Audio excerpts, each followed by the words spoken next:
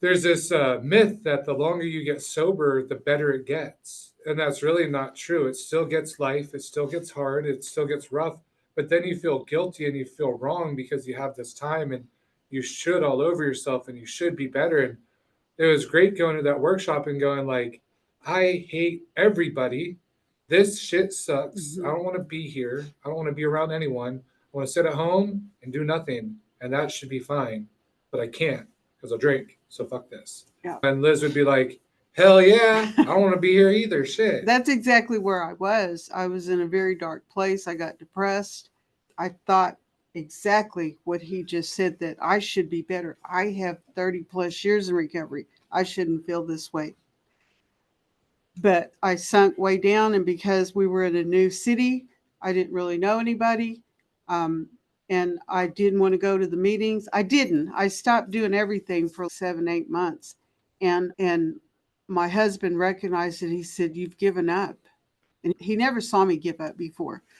And when he said that, I knew I got to do something or else I'm going to die, just like they say, because I was already dying inside.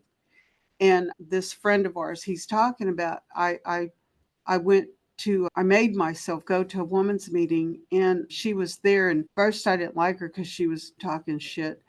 And anyway, she mentioned step action, and I thought, oh no, not again, because I went to it in Oklahoma City like a year or two before, but my heart wasn't in it.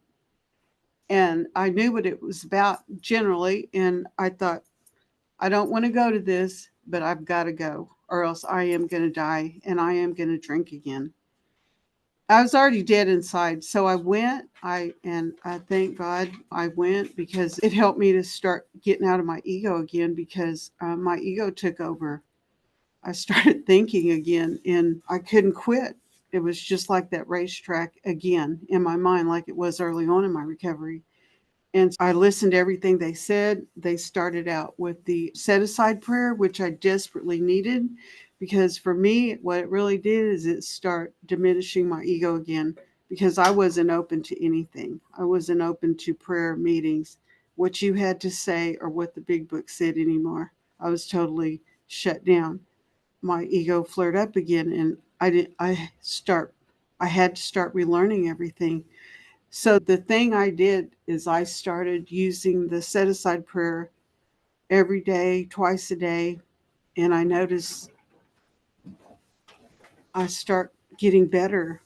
I start becoming more open to whatever was suggested.